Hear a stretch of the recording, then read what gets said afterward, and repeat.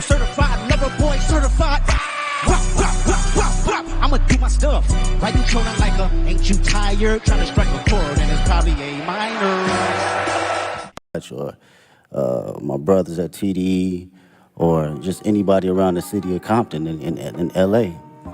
It's just magnified to the level where I've progressed it and did enough hours to know, okay, I know where to place it now. I know how to make it connect with people. What happens when one of hip-hop's most celebrated lyricists uses the biggest stage in the world to send a cryptic message? Kendrick Lamar's Super Bowl halftime show performance left fans stunned, sparking speculation about whether he took a direct shot at Drake. From mysterious chants to subtle lyrics, Kendrick knows how to keep everyone guessing. But was this really a diss, or just another example of internet overanalysis? Let's dive into the drama that has reignited one of hip-hop's most talked about rivalries. The Super Bowl halftime show is one of the most watched events in the world, and Kendrick Lamar used this massive platform to deliver a performance that had everyone talking.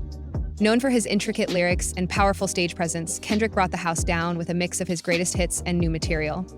But it wasn't just the music that captured attention. It was the subtle moments that left fans buzzing. During one part of the performance, Kendrick seemed to reference Drake with a line that many interpreted as a dig at the rapper's personal life. I mean, number one, you got that. You have a number one album. You have 20 songs in the Billboard Hot 100, Top 100. That's unbelievable. It's been a slow week. Yeah. Congratulations on Thank you so much. It's an honor. Yeah. No, thank you for everyone that supported, and we're all very grateful. It's To make things even more intriguing, Kendrick led the crowd in chanting MW, initials that remain unexplained but have fueled endless speculation online. Was this an intentional jab or just a clever piece of performance art? Either way, Kendrick accomplished what he does best, keeping everyone talking long after the show ended. The moment that sent shockwaves through social media came when Kendrick performed what fans are calling a subliminal diss aimed at Drake. The line in question appeared to reference Drake's rumored relationships with younger women, a topic that has sparked controversy in the past. But Kendrick didn't stop there. He followed up with a chant, encouraging the entire stadium to repeat MW in unison. Fans at home were left scratching their heads. What did MW mean? Some speculated it stood for minor women, while others thought it could be initials for an unreleased track, or even a hidden message directed at Drake. Whatever the meaning, this moment became the centerpiece of post-Super Bowl discussions, with fans and critics alike dissecting every detail for clues. As if Kendrick's halftime show wasn't already packed with intrigue, he brought out none other than Serena Williams for a surprise cameo. Serena's appearance added another layer of complexity to the performance, especially given her rumored past relationship with Drake. During Kendrick's performance of what many believe to be a diss track aimed at Drake, Serena joined him on stage for an electrifying dance routine. Her moves were powerful and deliberate. You have kids and shit. That shit's like, I have to be who I am authentically, and if the world can't accept that, then so be it. But who rocking with it, I'm gonna put it all the way out there, whether it's in private or whether it's on the main stage. Yeah, I don't think a lot of people and a lot of artists stand. Leaving fans wondering if her presence was meant to send a message.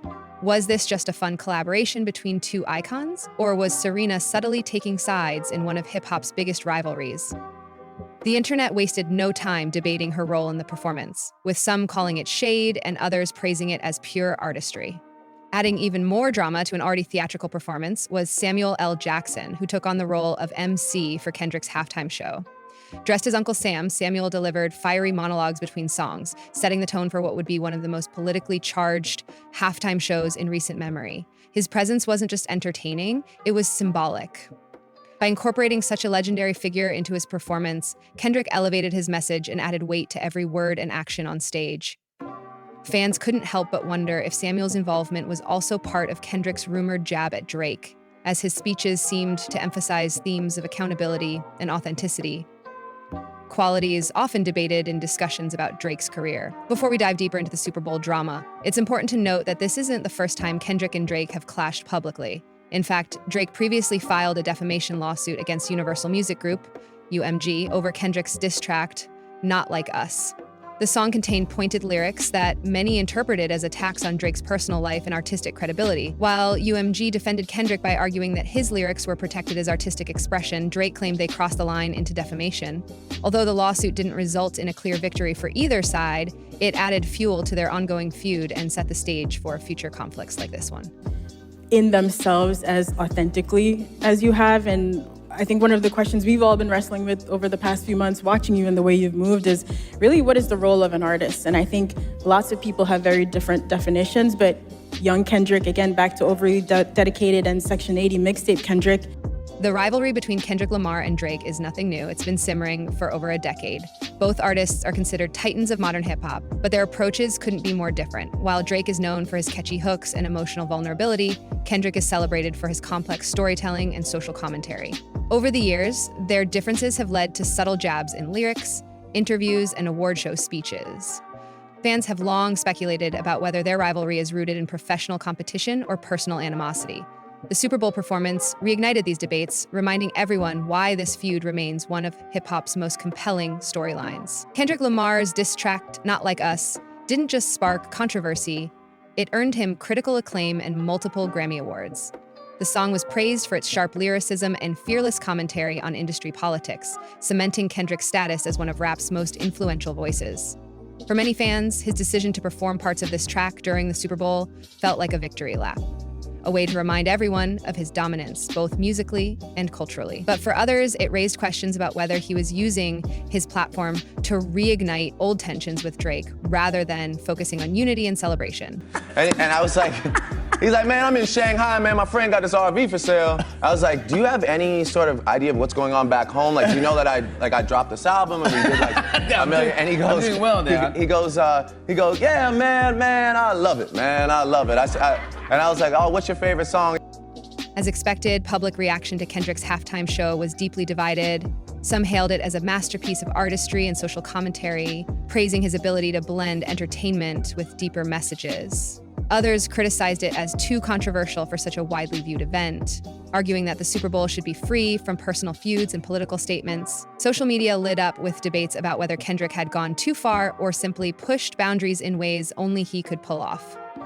Regardless of where people stood on the issue, one thing was clear: Kendrick had succeeded in getting everyone talking. While fans eagerly awaited Drake's response to Kendrick's performance, he remained uncharacteristically quiet in the immediate aftermath of the Super Bowl. This silence only fueled speculation about how he felt about being potentially called out on such a massive stage. And GNX Kendrick, Super Bowl, Grammys Kendrick, has your idea of what the role of an artist is, you as an artist, has that ever changed? I don't think I knew exactly what my role was. Days later, during an Instagram Live session with fans, Drake finally addressed the rumors, but in typical Drake fashion, he kept things vague, yet pointed. He acknowledged hearing about the alleged diss, but downplayed its significance, saying he wasn't convinced it was aimed directly at him. However, he did express frustration with what he called the culture of speculation, hinting that if someone had something to say about him, they should say it directly. The ongoing rivalry between Kendrick Lamar and Drake has become more than just a personal conflict. It's a cultural phenomenon that reflects larger conversations about artistry, accountability, and authenticity in hip-hop. Their feud has sparked countless debates among fans about what makes an artist truly great and how personal conflicts should be handled in such a public industry. Whether or not Kendrick actually dissed Drake during his Super Bowl performance almost doesn't matter. The fact that people are still talking about it weeks later proves just how much power these two artists hold over popular culture. Kendrick Lamar versus Drake isn't just a feud. It's an ongoing narrative that keeps evolving with every new song or performance. Whether you see their rivalry as genuine animosity or clever marketing doesn't change its impact on hip-hop culture. As fans continue dissecting every lyric and every move these two make, one thing remains certain: Kendrick and Drake know exactly how to keep us hooked.